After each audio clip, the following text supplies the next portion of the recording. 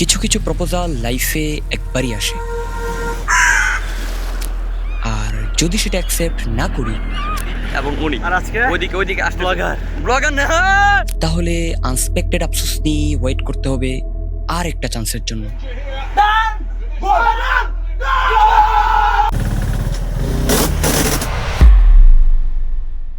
আনুমানিক রাত 2টা। আড্ডাবাজি সেরে রুমে এসে দেখি ডেস্কে একটা বেনামি ডায়েরি। মলাট উল্টায় ভাঁজ করা পেজে ছোট্ট একটা প্রপোজাল। চল এই মিড ব্রেকে আবারও কক্সে যাই, টিম যাবতীয় ট্যুর। এই জায়গায় আর কত? যা তোরা, আমি নেই। এই বেটা নাই মানে গাড়ি চল শালা।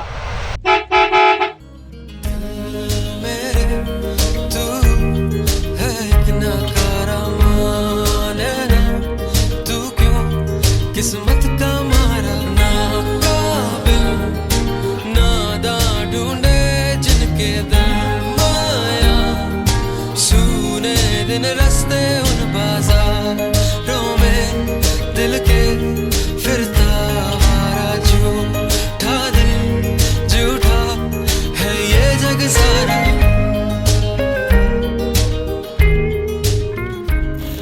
সপ্তাহখানেক আগে 6-7টা জীবন মৃত্যু প্রাণ যাচ্ছিল কক্সবাজারের কোথাও একটায়। প্ল্যান অনুযায়ী ট্যুরটা আরো এক সপ্তাহ আগেই হওয়ার কথা ছিল, কিন্তু টিপিক্যাল বাংলাদেশি পোলাপাইন হিসেবে কথা আর কাজের শার্পনেস খোঁজাটা একটু বিলাসিতা। তাই এই নিয়ে গল্প করতে করতে কখন যে কলাতলি চলে আসি কেউ টেরই পাইনি। কলাতলি নেমেই খাওয়া দাওয়ার পর্বটা গুছিয়ে রওনা দেই আমাদের গন্তব্য 17.5 কিলোমিটার দূরে উখিয়া উপজেলায়। ডলফিন মোড় থেকে যাত্রার শুরুতে অটোওয়ালা মামা যখন 500 টাকার ভাড়া 800 টাকা চায়, তখন ওনার মুখের উপর বলি গতবার 300 টাকা দিয়ে গিয়েছি, এবার 400 হলে যাব। বেচারা হয়তো শিয়াল হয়ে মুরগি ধরবার জন্য বসেছিল, কিন্তু শেষমেশ নিজেই মুরগি হয়ে 400 টাকায় রাজি হলো। মেরিন ড্রাইভের শুরুর দিককার ভিউটা আমাদের কাছে খুবই সাদামাটা, তাই আমি হলে ভিডিওটা এই জায়গায় স্কিপ করতাম। তুমি যদি দেখতে চাও দেখতে থাকো, কি আর করার, আমি গেলাম।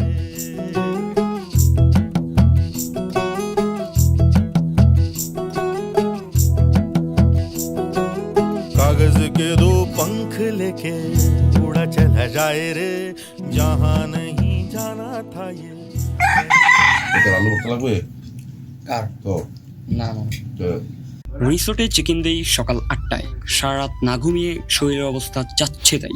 4-5 ঘন্টার একটা ঘুম দিয়ে যখন চোখ মেললাম, তখন চোখের সামনে দেখছি প্লেটে সাজানো ভাত, সামুদ্রিক মাছ, আলু ভর্তা, টমেটো ভর্তা, শাক আর ডাল। তাই উইথাউট এনি ফার্দার ডিলে এবার নড়ে চড়ে বসি। মনটা আমার বড্ড পাগল, কি করি বলো ভাই, সকাল থেকে মনটা শুধু করে যে খাই খাই। সকাল এদিকে মায়ের পেট থেকে বেরিয়ে খাবার দাবারের সাথে রিলেশনশিপে চলে যাওয়া দ্য বিগ গায় অঙ্কন বাপদাদাদের স্টাইলে বসে যায় খাবারগুলিকে তার পাকস্থলীতে এক্সপোর্ট করবার জন্য। নেব গরম ভাতে, মাছের মাথা মুগের ডালে যেন থাকে তাতে, কচুর শাকার লাউ চিংড়ি সাথে মোচার ঘন্ট, এসব খেয়ে ভুঁড়ি আমার করে হন্ত দন্ত। গামছা পেটে বেঁধে রেখে আমি খাবো মাটন কষা, বেখে আলে দেখি আমার রক্ত চষে মশা।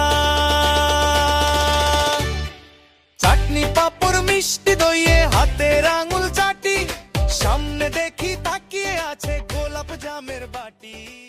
খাবার দাবারের পর হয়তো আশপাশটায় কয়েকটা ছবি তোলা যেত, কিন্তু এই ওয়েদার আমাদের সেটা হতে দেয়নি। যেটা দিয়েছে সেটা এর থেকেও ভালো কিছু। গত কয়েকটা সপ্তাহে আমার বেচমেটরা যে পরিমাণ প্রেশারের মধ্যে ছিল, মিড ব্রেকে সেখান থেকে ছাড়া পেয়ে তাদের অবস্থাটা বান্দাগরু ছাড়া পেলে যেমন অনেকটা সেরকমই। তাই এই এনভায়রনমেন্টে কয়েকটা কাব্যিক কথাবার্তা বললে হয়তো বিষয়টা আরো জমতো। আচ্ছা, শখের কি কোনো বয়স আছে? কেনই বা ঘুরি আমরা এই শখের পিছে? এই যে সমুদ্রের পাড়ে বৃষ্টিতে ভিজে ডিপ্রেশন এবং টেনশনকে নাই করে দিয়ে একচোট ফুটবল খেলছি, এটাও তো একটা শখ। একটা সময় মনে হবে কি পাগলটাই না ছিলাম। এখন যেমন ছোটবেলায় ভর দুপুরে সাইকেল নিয়ে ঘোরার শখটাকে পাগলামি মনে হয়, অনেকটা সেরকমই আমাদের বয়স বাড়ে শখ বদলায়, শখ কমে আমরা বদলাই। আচ্ছা, শখের কি কোনো বয়স আছে? কেনই বা ঘুরি আমরা এই শখের পিছে? তোরা শুনবি কি এই গান, তোরা শুনবি কি এই গান, যেই গানের কথা তোদের নিয়ে বলবে বারে বার। তোরা শুনবি কি এই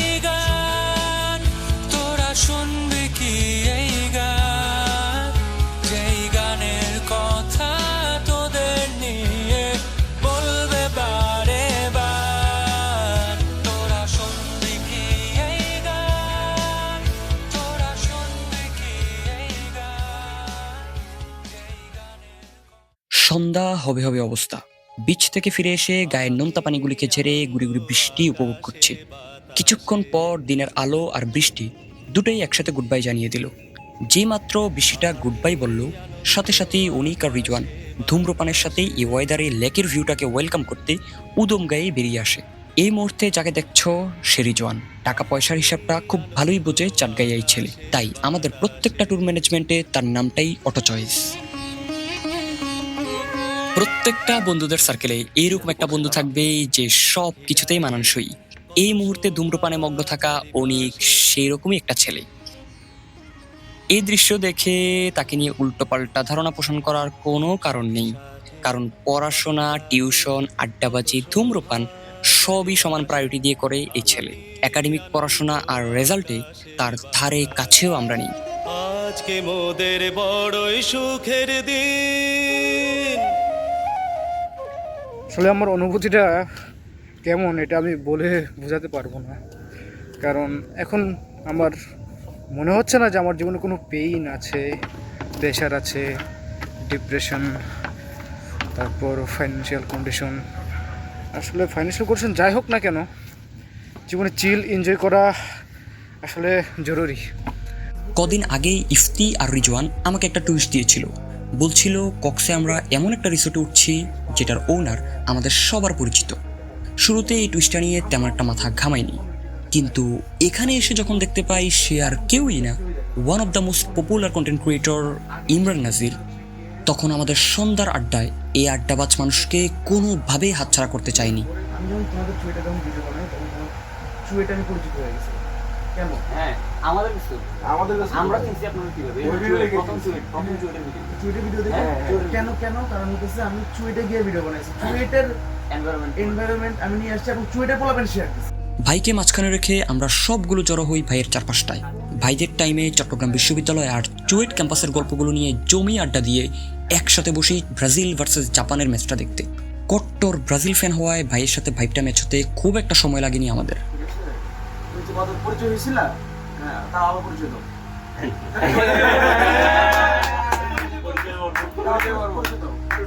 ইন্ট্রোতেই বলেছি কক্সে এবার আসার আমার লেজিট একটা কারণ ছিল একটা ভিন্ন পার্সপেক্টিভে ব্রাজিল ভার্সেস জাপান ম্যাচটাকে এনজয় করা। ম্যাচটা ছিল রাত 11টায়। যথারীতি রাতের খাবার দাবার সেরে 11:30টার মধ্যে আমরা সবাই একসাথে বসে খেলা দেখবো বলে, কিন্তু শুরু থেকে জাপানকে খুব ডিফেন্সিভ মনে হচ্ছিল। এদিকে ব্রাজিল কোনোভাবেই তাদের ডেডলক ভাঙতে পারছিল না, কিন্তু শুরু থেকে ইমরান ভাই অনেক বেশি কনফিডেন্ট ছিল ব্রাজিলকে নিয়ে। বাট খেলা দেখা শুরু করতে না করতেই হাইড্রেশন ব্রেকের পর যখন 29 মিনিটে ব্রাজিল গোল খেয়ে বসে, তখন ইমরান ভাই নিজেও চুপসে যায়। এদিকে রিজওয়ান শুরু থেকেই বলে আসছিল, মামা ব্রাজিল যদি হারে আমাদের ট্যুর এখানেই শেষ। তবে দলটা যেহেতু ব্রাজিল, তাই এই আশ্বাস নিয়ে হাফ টাইমের পরও আমরা সবাই খেলা দেখতে বসি। 56 মিনিটে কাসিমিরোর গোল, চাক কলিজায় খানিকটা পানি আসে। 70 মিনিট পেরিয়ে 80 মিনিট যায়, 90 মিনিট যায়, নেইমার আর গোল কোনোটাই দেখতে না পেরে খানিকটা হতাশ হই। তবে একটু আগেই বলেছি দলটা ব্রাজিল। 96 মিনিটে গাব্রিয়েল মার্টিনেলির গোল,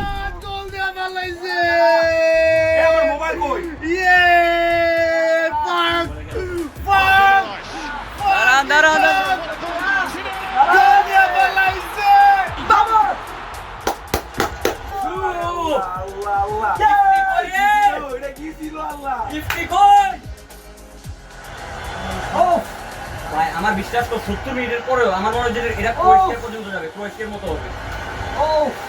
পুরো সিনারিওটাকেই চেঞ্জ করে দেয়। ওই রাতের আনন্দটাকে কিভাবে এক্সপ্রেস করা যায় সেটার ভাষা আমার জানা নেই। সমুদ্রের আওয়াজ আর শান্ত একটা পরিবেশ এই আনন্দটাকে চাপা না দিয়ে বরং কয়েক গুণ বাড়িয়ে দেয়।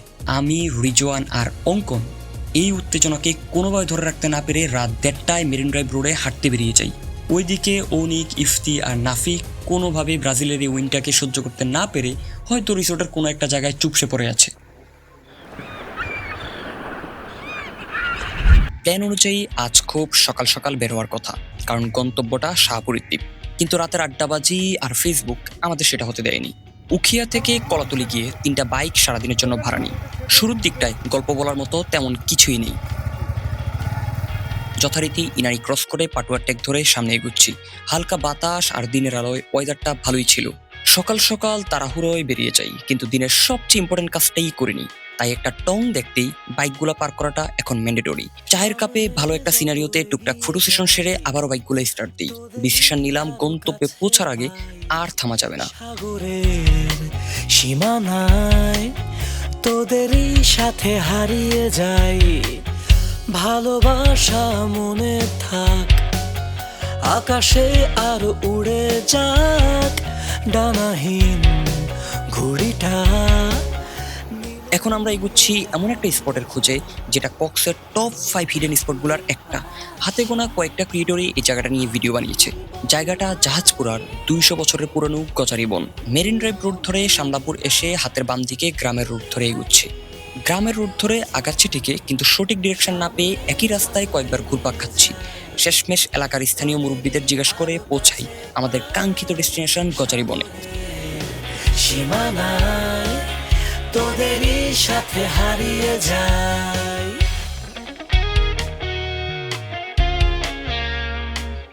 200 বছরের পুরানো এই গাছগুলোকে দেখে মনে হচ্ছিল আরেকটু বড় হলেই বায়ুর প্রথম লেয়ার ট্রপোস্ফিয়ারটাকে অনায়াসে ক্রস করে ফেলবে।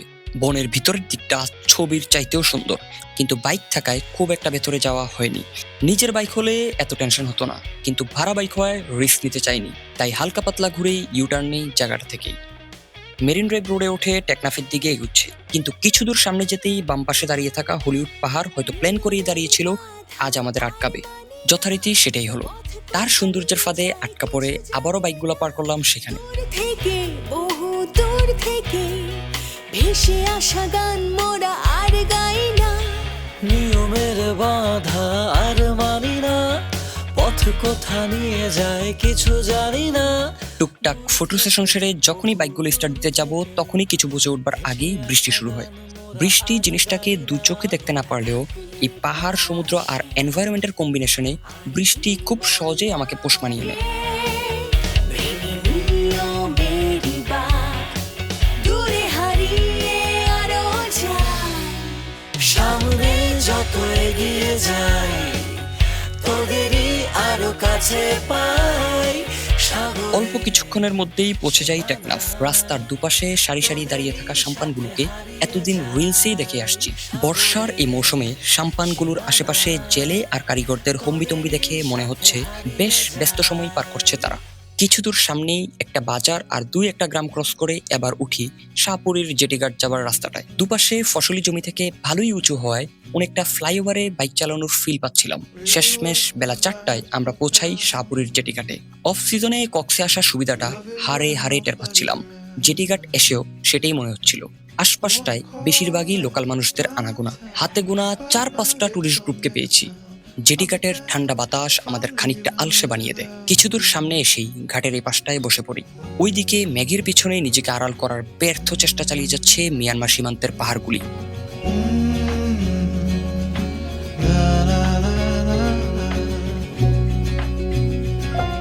So give me a minute to catch my breath. Take what's yours, I'll take what's left. I'm used to coming up second best. Always fail to pass the test. I'll be damned if I'm leaving without you. Sandhya number আগেই রিসোর্টে back করতে হবে এই চিন্তায় খুব একটা সময় কাটাইনি এখানে। মনে রাখবার মতো তেমন কিছুই ক্যাপচার করতে না পেরে অনেকটা আফসোস নিয়ে এই যাত্রায় শাহপুরীকে হালকা পাতলা পরখ করেই রওনা দিই রিসোর্টের উদ্দেশ্যে। কিন্তু আমরা জানিও না কিছুক্ষণ পর আমাদের জন্য কি ওয়েট করছে। মেরিন ড্রাইভ রোডে উঠেই এক লোকাল মামার চানাচুর মাখা ট্রাই করার ভূত আমাদের সবার মাথায় চাপলো। ঘুরতে আসছি এটা বুঝতে পেরে লোকাল কয়েকটা গানের লাইন শুনিয়ে পাওনা বুঝে নেবার সময় ভালোই দাগিয়েছে আমাদের। কি আর করার। ऐसे बनाएंगे देखो काका कितना दिया है। চানাচুর মাখা ট্রাই করার পর আবারও বাইকগুলো স্টার্ট দিয়ে মেরিন ড্রাইভ রোড ধরে টেকনাফ থেকে উখিয়ার দিকে আগাচ্ছি। 2 জন পিলিয়ন নিয়ে চেষ্টা করছিলাম সন্ধ্যার আগে পৌঁছানো। তোরা আয় আয় ছুটে হারিয়ে যাই, আকাশটাকে আরো কাছে চাই, হাতে রেখে হাত ছুটে চলি পথে পান্তরে আজ নেব ঠাই। তোরা আয় আয় ছুটে হারিয়ে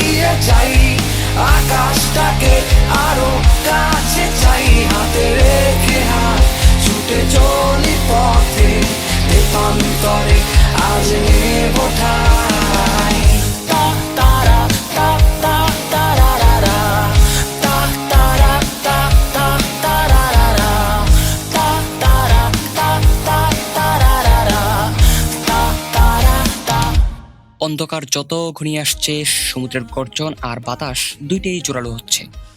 এদিকে বাইকের পিছনে বসে রিজওয়ান বারবার প্রেসার দিচ্ছিল বাইকটা থামাতে। সে নাকি এই ভিউটা এনজয় করবে, কিন্তু আমার টেনশন কি সে আর বোঝে? যাই হোক, কিছুটা এগিয়ে একটা টঙের সামনে এসে আর না থেমে পারলাম না, কারণ এই ভিউটাকে পাত্তা না দিলে নিজের সাথেই বেইমানি করা হবে। মামা, মানুষ বলে না যে পাহাড় না সমুদ্র, সমুদ্র না পাহাড়, আমার দুইটাই লাগবে। ইভেন আমাদের দুইটাই লাগবে। ডান পাশে পাহাড়, ডান পাশে পাহাড়, বাম পাশে সমুদ্র। বাম পাশে সমুদ্র, ঝাউবনের পিছনে সমুদ্র, ওইদিকে সাম্পান। এবং আমরা এখন বৃষ্টিতে বাইক রাইড করব। এই যে ভিউটা, এই ভিউটা আসলে কোনো ক্যামেরার সাধ্য নাই এই ভিউটাকে প্রকাশ করার, এটা একমাত্র চোখেরই আছে। নিজের ইচ্ছাটাকে প্রাধান্য দিয়ে যেই মুহূর্তে বাইকটা স্টার্ট করতে যাব, আবারও বৃষ্টি ওয়েলকাম জানিয়ে দিল। বৃষ্টিটাকে তেমন একটা পাত্তা দিইনি, কারণ অঙ্কন বলছিল সে নাকি বৃষ্টিতেই বাইক রাইড করতে পারবে, তাই আমিও একটু সাহস পেলাম। কিন্তু যে জিনিসটাকে পাত্তা না দিয়ে পারছি না, সেটা হচ্ছে আমার বাইকটা এখন স্টার্ট নিচ্ছে না। কথায় আছে, যেখানে বাঘের ভয় সেখানেই নাকি সন্ধ্যা হয়। তাই পরের হিসাব করে দেখা যাবে, এই চিন্তা মাথায় নিয়ে বৃষ্টি কমার আশায় টঙে আশ্রয় নিলাম। টঙে দাঁড়িয়ে অপেক্ষার মুহূর্তটা খারাপ ছিল না। জীবনানন্দ সাহেব বলেছিল সৌন্দর্য নাকি আপেক্ষিক, ধান খেতেও নাকি সৌন্দর্য মেলে। এই ভিউটা দেখে সেটাই ভাবছি, আমার লাইফে ক্যাপচার করা বেস্ট মোমেন্টগুলোর একটা। Netflix is cool, but watching this views with the boys is your life time achievement. বৃষ্টি থামার কোনো লক্ষণ না দেখে এই বৃষ্টিতেই রওনা দিই।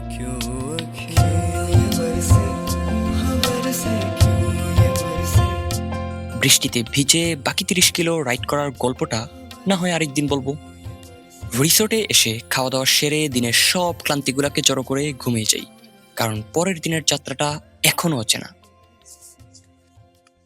কক্সবাজারে আজ তৃতীয় দিন। আপহিল অ্যান্ড ডাউনহিলে নিজের রাইডিং এক্সপিরিয়েন্সটাকে ঝালাই করতে আজ আমাদের গন্তব্য বান্দরবনের নাইক্ষ্যংছড়ি। কক্সে আমরা যেখানটায় উঠেছি সেখান থেকে নাকি দূরত্ব মাত্র 32 কিলো। এখানে এসে একটা প্রশ্নই ঘুরপাক খাচ্ছে, আচ্ছা দেশের জনসংখ্যা 16-17 কোটি হয় কিভাবে? আশপাশটা পুরোটাই জনশূন্য। তাই যেখানে পারছি সেখানে বসেই এই সুন্দর মুহূর্তগুলো নিজেদের করে নিচ্ছি। দিক দিগন্ত ডাক পাঠালো, ইচ্ছে ছুটেছে, আকাশ হঠাৎ খুলে গেছে, সরছে সীমানা, অনেক দূরে পাহাড় চূড়ো, নতুন ঠিকানা, পায়ের নিচে অন্য মহাদেশ, কে জানে তার কোথায় আছে শেষ, পায়ের নিচে অন্য মহাদেশ, কে জানে তার কোথায় আছে শেষ। সোনাইছড়ি থেকে নাইক্ষ্যংছড়ির দিকে যেতেই পাহাড়ি আপিলগুলা এক একটা আমাদের দিকে চ্যালেঞ্জ ছুড়ে দিচ্ছে। ইফতির আগে থেকেই কাপ্তাই রাঙ্গামাটি রোডে বাইক চালানোর এক্সপিরিয়েন্স থাকলেও আমার আর অঙ্কনের জন্য এই পাহাড়ি আপিলগুলা একেবারে প্রথম। চাঁদের পাহাড়,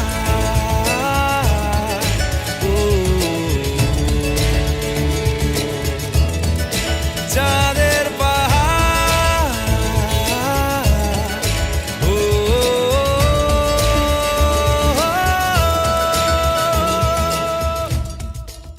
অঙ্কন আমার সামনেই ছিল। দূর থেকে দেখছি আপিলের অর্ধেকটাই উঠে তার বাইক একদিকে হেলে গেছে। এই অবস্থা দেখে দুইজন পিলিয়ন নিয়ে আমি থতমত খেয়ে যাই। 2 গিয়ারে অর্ধেকটাই উঠে আমার বাইকের স্টার্ট বন্ধ হয়ে যায়। পরে আর কি, বাকিটা ঠেলে ঠেলে পার করি। ফার্স্ট আপিলটায় উঠে আমরা নিজেদের অবস্থা নিয়ে রীতিমতো হাসাহাসি করছি। ছিল এটা দেখে মাথা গেছে নষ্ট হয়ে ভাই।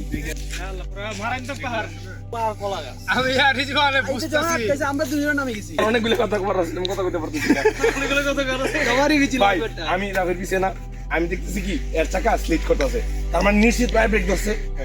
আমি কি বলার না কইছি আমি নামবে এত পায়ে ব্রেক ধরে কেন? উপরে উঠে ইফতি বলছে 1 গিয়ারে উঠলে এই আপিলগুলা নাকি দুধ ভাত। পরের আপিলগুলা 1 গিয়ারে ওঠায় সেটাই মনে হলো। আমি আর অঙ্কন লাইফের ফার্স্ট টাইম আপিল ফেস করছি, তাই কিছু দূর সামনে গিয়ে পাহাড়ের কোলে ছোট্ট একটা ছাউনিতে বসে পাহাড় বিলাস জুড়ে দেই। প্রথমত যে বাইকার ছিল সে যেত, লাশ যেত নিচে, আত্মা যেত উপরে। এতের কারণে এতে বলে কি যে কনফিডেন্স দেয় নাই, আপনার পিলিয়ন কি কনফিডেন্স দেয় নাই? আমাকে উঠাই দে। কিন্তু যখন সামনে নামতেছিলাম তখন তোর কাছে কি মনে ছিল বল?